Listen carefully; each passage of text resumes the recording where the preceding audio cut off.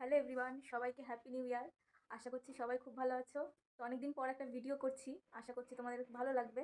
আর চেষ্টা করবো এখন থেকে রেগুলার ভিডিও দেওয়ার। তো এখন বাজে বিকেল 4:30, আর আমি আর আমার হাজব্যান্ড এখন একটু বাজারে যাচ্ছি, কিছু কাজ আছে।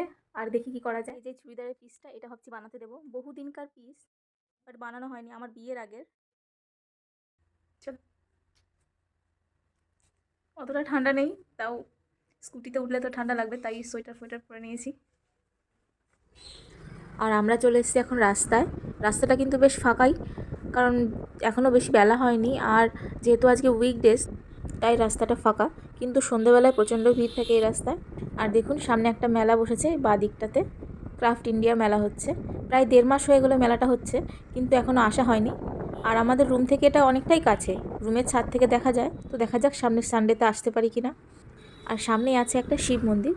মন্দিরটাতে রোজই অনেক ধুমধাম করে পুজো হয়, অনেক লোক আসে আরতি দেখতে সন্ধেবেলায়। আমরাও একবার এসেছিলাম।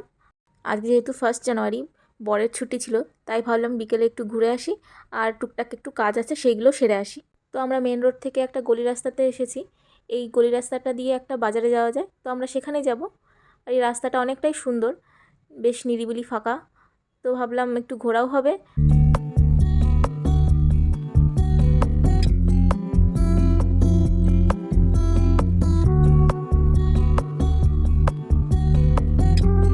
আর এই যে রাস্তাটা দেখতে পাচ্ছেন, এর সামনেই কিছুটা এগোলেই এখানে স্টেশন। আমার আগের অনেকগুলো ব্লগে আপনারা দেখেছেন এখানকার স্টেশনটা।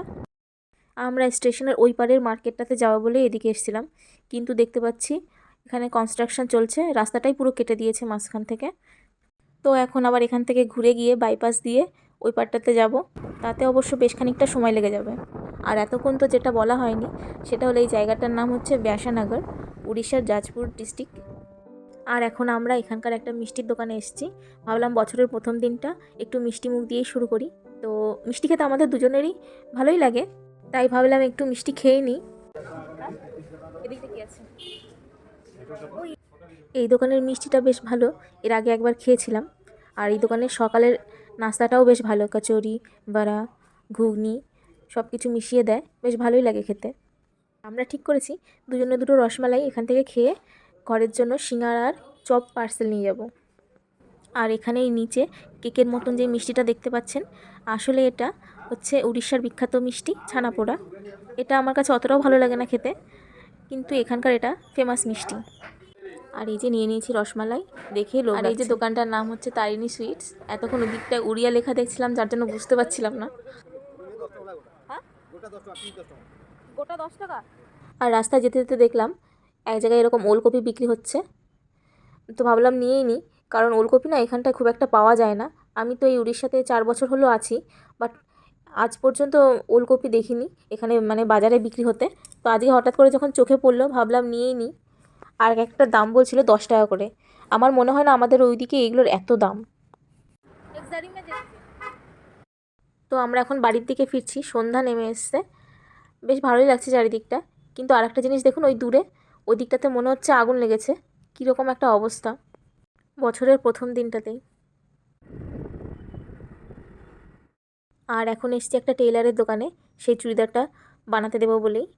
টেলার ছিল না, বেশ অনেকক্ষণ ধরে ওয়েট করছিলাম। এখান থেকে আমাদের বাড়িটা কাছেই, যাই হোক কী আর করার, কতক্ষণ দেখি আর ওয়েট করব। তো আমরা ঘরে চলে এসেছি কিছুক্ষণ হলো। তো এসে আমি চা বসিয়েছি, আর যে চপ সিঙ্গাড়াগুলো নিয়ে এসেছিলাম ওই টেলারের জন্য ওয়েট করতে করতে সেগুলো সব ঠান্ডা হয়ে গেছিলো, তো সেগুলোকে আবার গরম করতে বসিয়েছি।